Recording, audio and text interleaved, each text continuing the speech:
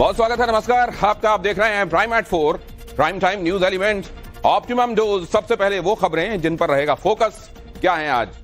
PM Modi के podcast के बाद गोधरा फिर से सुर्खियों में, लेकिन आज हम प्राइम एट 4 में आपको दिखाएंगे गुजरात के 250 दंगों का इतिहास जिनका जिक्र पीएम मोदी ने किया है। इसके अलावा दिखाएंगे आपको दिल्ली में पुलिस का फिल्मी स्टाइल में किया गया ऑपरेशन, साथ ही वो गली जहां जमकर हुई पत्थरबाजी, कहां की घटना आपके सामने होगा ये। साथ ही राम मंदिर में कितना चंदा पहुंच रहा है कि उसे 400 करोड़ का टैक्स देना पड़ा है। CA personal law board Jantar Mantar पर वक्फ संशोधन के खिलाफ धरना प्रदर्शन कर रहा है। काफी संख्या में मुस्लिम समाज के लोग जंतर मंतर पर जुटे और जमकर नारेबाजी की। इस दौरान नारे तकबीर, अल्लाहू अकबर के नारे लगाए गए। मुस्लिम संगठन के प्रदर्शन में असदुद्दीन ओवैसी और कांग्रेस के नेताओं ने भी शिरकत की।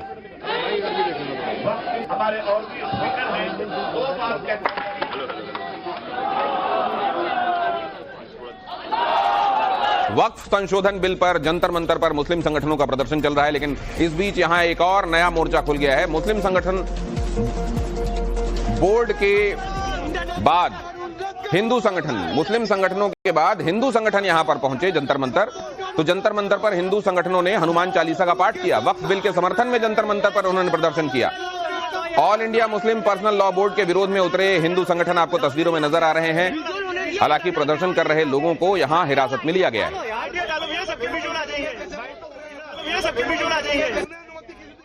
हम इनका विरोध करेंगे, ये दबाएंगे हमें। हमारा देश है, ये सनातनी हिंदुओं का देश है, कौन दबाएगा हमें?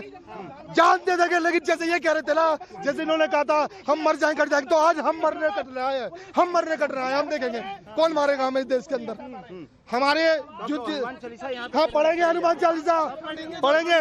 देखिए हम बहुत हिम्मत करके यहाँ आए हैं, ये लाखों है।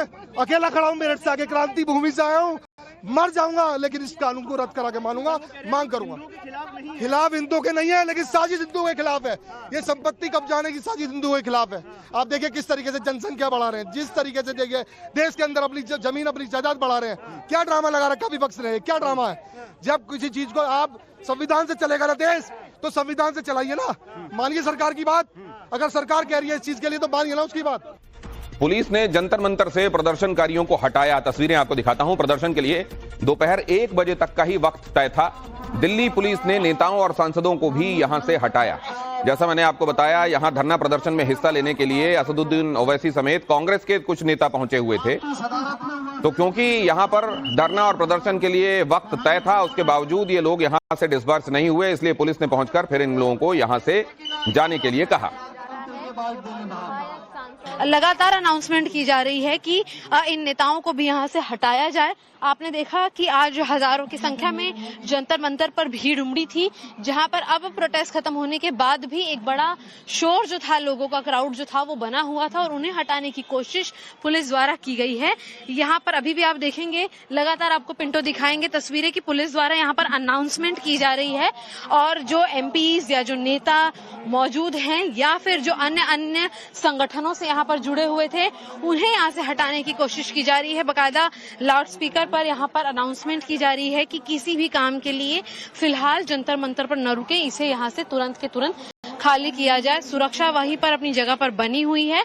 इसी बीच में प्रदर्शन करने का जो समय था all India Muslim personal law board के पास, वो सवेरे 10 बजे से लेकर शाम के समय तक का मांगा गया था, पर वो नहीं मिला और उन्हें समय महज 10 से 1 बजे तक का दिया गया। और उसके बावजूद भी आप देख पाएंगे कि लोग अभी भी यहाँ पर इकट्ठा होकर जुड़े हुए हैं और यहाँ पर आप देखेंगे कि पुलिस द्वारा स्पीकर पर बाकायदा अनाउंसमेंट यहाँ पर की जा रही है स्पीकर से, और जो लोग यहाँ पर मौजूद हैं इन्हें हटाने की कोशिश, प्रक्रिया जो है वो जारी है। ये एक तस्वीर आप देखेंगे पुलिस द्वारा कि यहाँ से बाहर निकल जाएं, स्पेस कम होने की वजह से लोग घायल ना हो जाए, घातक ना हो जाए, इन सभी को यहाँ से बाहर जाने के लिए कहा जा रहा है। यहाँ तक कि जो विधायक यहाँ पर मौजूद हैं, जो एमपी मौजूद हैं, उन्हें भी यहाँ से हटाने की बात की जा रही है। दिल्ली की नई भारतीय जनता पार्टी की अभी बनी सरकार ने महिलाओं की सुरक्षा के लिए गैर हिंदुओं के प्रवेश पर प्रतिबंध लगाने की मांग ने राजनीतिक विवाद को जन्म दे दिया है। केदारनाथ सीट से बीजेपी विधायक आशा नौटियाल ने दावा किया है कि कुछ गैर हिंदू इस धार्मिक स्थल की पवित्रता को नुकसान पहुंचाने की कोशिश कर रहे हैं, इसलिए पवित्र केदार घाटी में गैर मुस्लिमों की एंट्री बैन की जाए। अपनी मांग को लेकर विधायक आशा नौटियाल ने प्रभारी मंत्री सौरभ बहुगुणा और केदार घाटी के अधिकारियों से इस मुद्दे पर बातचीत की है। इस बीच ये मुद्दा हिंदू मुसलमान होता जा रहा है। साधु संतों और हिंदू संगठनों ने इसका समर्थन किया है, लेकिन कांग्रेस का आरोप है कि एक दो लोगों की गलतियों की वजह से बीजेपी इसे सियासी मुद्दा बनाने की कोशिश में।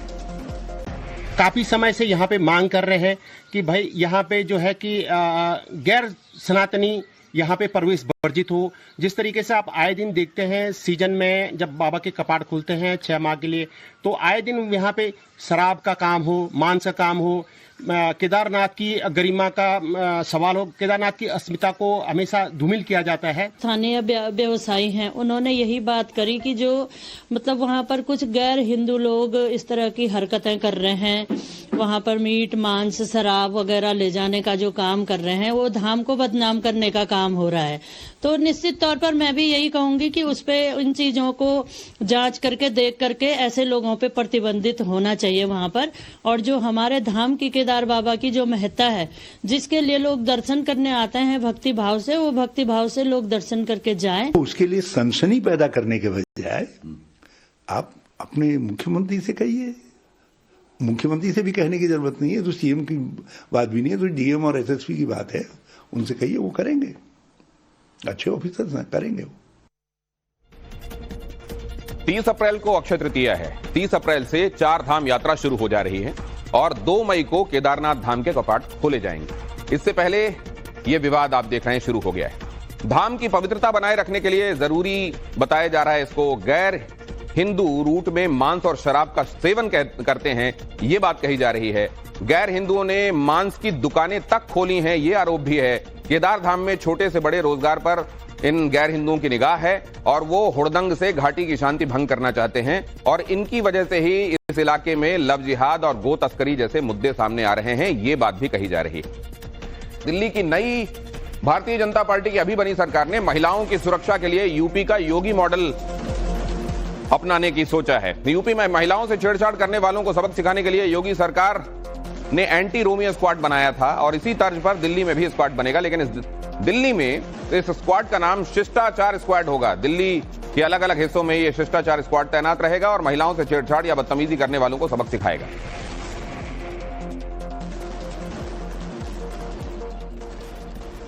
तो यूपी में जिसका नाम है रोमियो स्क्वाड, उसको यहां दिल्ली में नाम दिया गया है शिष्टाचार स्क्वाड। मतलब यह स्क्वाड जो है वो फिर जिस तरीके से लोगों को समझ में आता है छेड़छाड़ करने वालों को, उस तरीके से समझाएगा शिष्टाचार क्या है, यह स्क्वाड कैसे काम करेगा आपको बता देता हूं। दिल्ली में ईव टीजिंग की घटनाएं रोकने के लिए यह स्क्वाड बनाया गया है। दिल्ली के हर जिले में इस तरह का शिष्टाचार स्क्वाड होगा।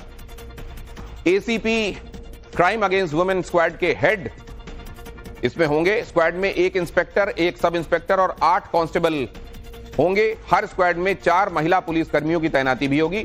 पेट्रोलिंग के लिए स्क्वाड के पास कार और 2 पहिया वाहन होंगे। संवेदनशील इलाकों में स्क्वाड की तैनाती की जाएगी। स्क्वाड के पुलिसकर्मी सादा कपड़ों में तैनात रहेंगे। और अब अगली खबर, संभल में आज की सबसे बड़ी खबर यह कि संभल में अब नहीं लगेगा सालार गाजी का मेला। सालार गाजी की याद में लगाया जाता था संभल में मेला। प्रशासन ने सालार गाजी मेले को नहीं दी मंजूरी। प्रशासन ने साफ कह दिया है कि वो लुटेरों के नाम पर मेले का आयोजन नहीं होने देगा। संभल में होली के बाद सैयद सालार मसूद गाजी की याद में मेला लगाया गया था और इस आयोजन को लेकर दूसरे समुदाय के लोगों ने पुलिस प्रशासन के सामने आपत्ति जताई थी। नवभारत से बात करते हुए संभल एएसपी ने क्या कहा, सुनिए। यह नेजा मेला सैयद मसूद गाजी की स्मृति में मनाया जाता रहा है और जो कि महमूद गजनवी का सगा भांजा और उसका सेनापति था। यह तथ्य यहाँ के लोगों द्वारा भी बताया गया और कुछ लोगों द्वारा इस मेले पर आपत्ति प्रकट की गई है। तथ्यात्मक रूप से यह बात सही पाई गई और किसी भी कुरीति को और लुटेरे की याद में मेला लगाया जाना उचित प्रतीत नहीं होता है। अतः अभी फिलहाल परमिशन इनको नहीं दी जाती है। फिर भी ये मजिस्ट्रेट का आवेदन करेंगे और तथ्यात्मक रूप से जो सही होगा वो बताया जाएगा और फिलहाल इनको नेजा मेला आयोजित करने से रोका गया है। जो संगठन के लोग आए थे उनका कहना है कि ये कई वर्षों से यहाँ मेला लग रहा है और खुद अधिकारी इसमें शामिल होते थे। यह कुरीति थी और तथ्यात्मक रूप से जो जानकारियां नहीं थी संभवतः उस वजह से यह आयोजन किया जाता रहा है। परंतु कुरीत को एक लंबे समय तक गलत रूप से चलने देना उचित नहीं है और कमेटी के लोग भी जानते हैं और उनके द्वारा स्वीकार किया गया है भी कि सोमनाथ मंदिर को लूटने वाले की याद में यह मेला आयोजित किया जाता है, जो कि कहीं से भी ठीक नहीं है। एक लुटेरे की याद में, हत्यारे की याद में नेजा मेला आयोजित किया जाना उचित नहीं है, अतः इसकी परमिशन नहीं दी जाएगी। सर अगर पिछले वर्षों की बात करें तो क्या प्रारूप रहता था इस मेले का? कितने दिन का मेला था, कितने लोग शामिल होते थे, और क्या एक ही जगह लगता था, अलग अलग जगह लगता था मेला? यह 2 जगह लगता था और काफी लोग सम्मिलित होते थे और उसकी याद में एक ढाल गाड़ी जाती थी जो कि उचित नहीं थी। एक लुटेरा जो कि बाहर से आया था और उसने काफी मंदिरों को, सोमनाथ मंदिर को लूटा था, काफी हत्याएं की थी, उसकी याद में यह मेला आयोजित नहीं किया जाना चाहिए और इसलिए नहीं परमिशन दी जाएगी। क्या सब मेले का प्रारूप क्या होता था? दुकान लगती थी, झूले वगैरह लगते थे, किस तरीके से मेला होता था? एक नेजा जो सलार गाजी की याद में ढाल और एक भाला गढ़ता था, पताका गाड़ी जाती थी, तत्पश्चात मेले का आयोजन किया जाता था जो कि काफी बड़ी कुरीति थी और काफी महिला वहां पर मदद मांगती थी, वो भी कुरीति का एक भाग था, इसलिए यह मेले का आयोजन नहीं किया जाना है। सालार गाजी कौन था ये जिसकी याद में मेला लगाया जाता था, ये भी जान लेना बहुत जरूरी है। मशहूर यहां पर मेले के संदर्भ में ये जानकारी बड़ी आवश्यक है कि ये सालार गाजी क्रूर अफगानी आक्रांता था और महमूद गजनबी का भांजा था। सालार ने गुजरात के सोमनाथ मंदिर को लूटा था और बहराइच के सूर्य मंदिर को सालार ने ही तोड़ा था। सालार गाजी ने मेरठ से लेकर कन्नौज तक कई मंदिरों को तोड़ा, हजारों हिंदुओं की हत्या की। महाराज सुहेल देव ने सालार गाजी का अंत किया था।